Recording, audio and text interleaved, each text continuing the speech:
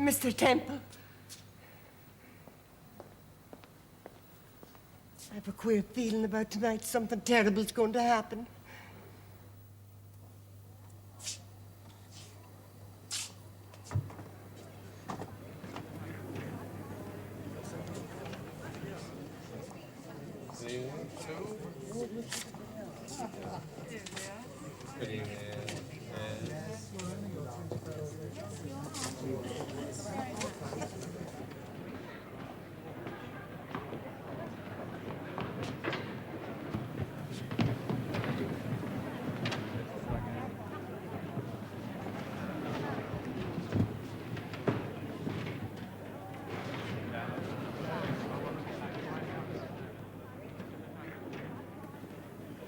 Three minutes to the clock, Miss Dalton.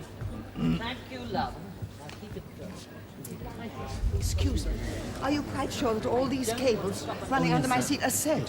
Good luck, everybody. Well, I'm very well. Good luck, Judy. Are you quite sure about that? Really? What's the matter? She says she's frightened of electricity. Of what? That's what she says. Oh, my God. All right, studio, stand by, please. Stand by. I'm terrified. Let's go home. Just like that? Unless you've got a better idea. Well, how about appearing on a TV show? Brute. You might at least hold my hand. Metaphorically. Any way you like. Those notes weren't sent for nothing. No, I know. You know? Well, at least I suspect. But then that's what discussing murder's all about, isn't it? Well, listen.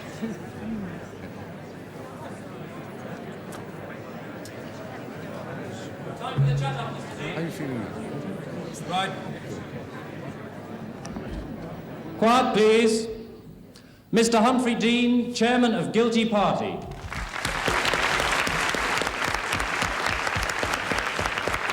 Thank you, ladies and gentlemen. Now, in a show like Guilty Party, you, the audience, play a very, very important part. Not merely do you create the right atmosphere, but you help to keep all of us here on our toes. So, if in the course of the program some member of the panel comes out with a brilliant witticism, I beg you, feel free to laugh. But, however witty any of their remarks may be, even if they have the subtlety of Bernard Shaw, or the astringency of Dorothy Parker, please don't applaud, because I'll be livid for not having thought of it myself. And secondly, and far more important, applause does tend to hold the show up. One more thing. Now, from time to time, you will find yourselves on camera, and you'll be able to see yourselves on the monitors up there. Not that you'll be looking, of course, because you'll be far too fascinated by what's going on up here. But if you do happen to glance up and catch sight of yourself and the pretty girl next to you on the screen, please try and ignore it. The screen, I mean, not the pretty girl. And now, ladies and gentlemen, on a far more serious note, Guilty Party is the program in which we try to solve a hitherto unsolved crime. The crime tonight is murder. And who knows, we might just point the finger at the guilty person. And my floor manager down there is making some strange, wild signs at me, which means we are coming up to time. So you have about 10 seconds in which to cough. Love it. 1 minute to go. They just Okay, love start the it. clock. What's the matter? Keep it steady on 2. I hadn't realised his comedy potential. All chewing gum for the eyes, darling. How's it going, Robin? Fine. Tape running? Running. Okay, punch up one on the clock. 15 seconds to go. Stand by, TK. Right, studio, here we go. 10, 9, 8, Run, TK. 7, 6, 5, 4... 3, 2, 1. Cue grams and fade up film. Coming to studio on 2.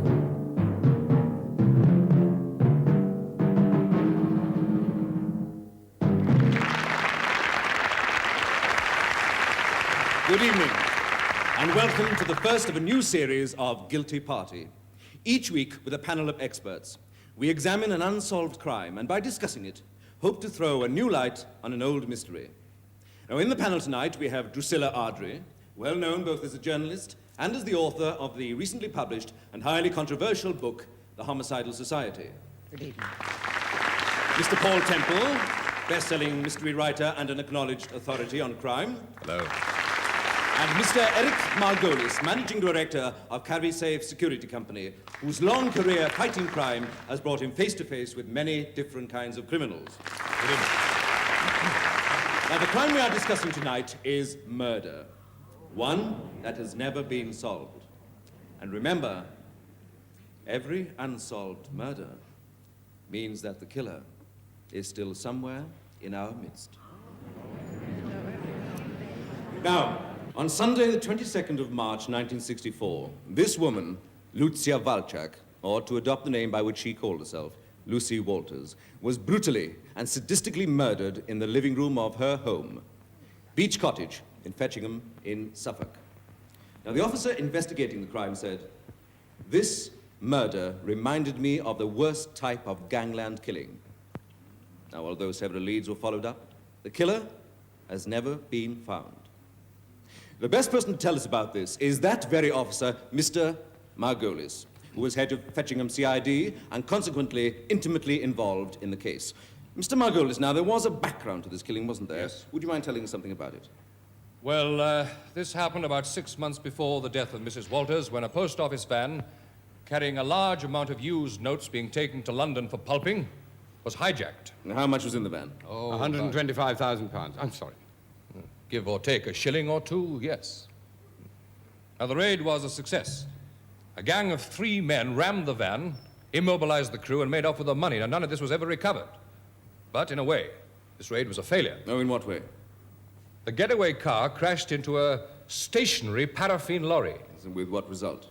Both men in the car were burned to death. Mr. Margolis, I thought you said there were 3 raiders.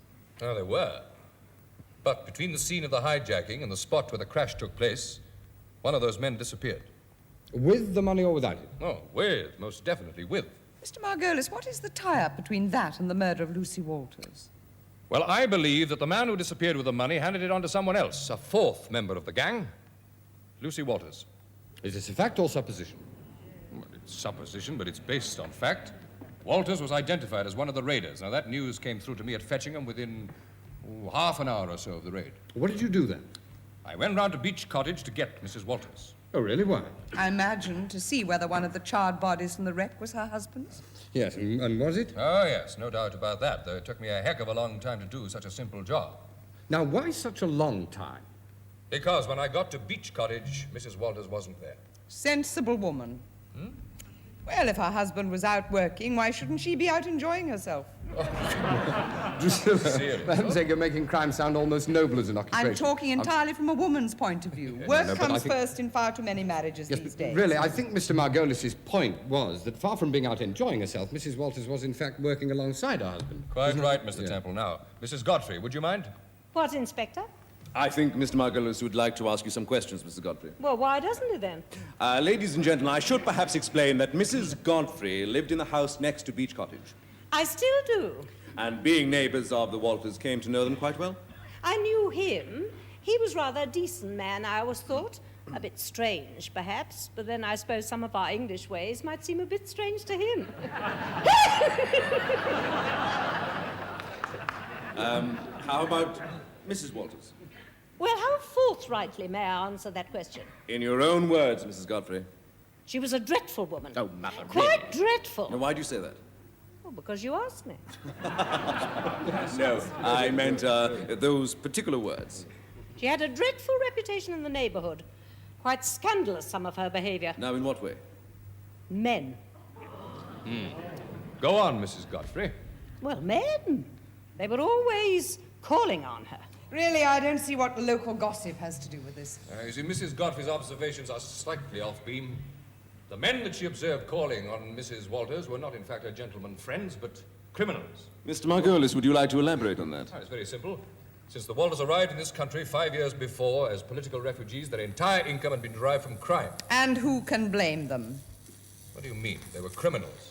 What is more natural than to steal for a living when society denies you the chance to make one for yourself? Oh, come on, Drusilla. They were refugees think from one corrupt society to another, There was plenty of work in Fetchingham when Walters came there first with his wife. labouring at £15 a week. Do you call that a living, Mr. Margolis? I call it honest. Rubbish.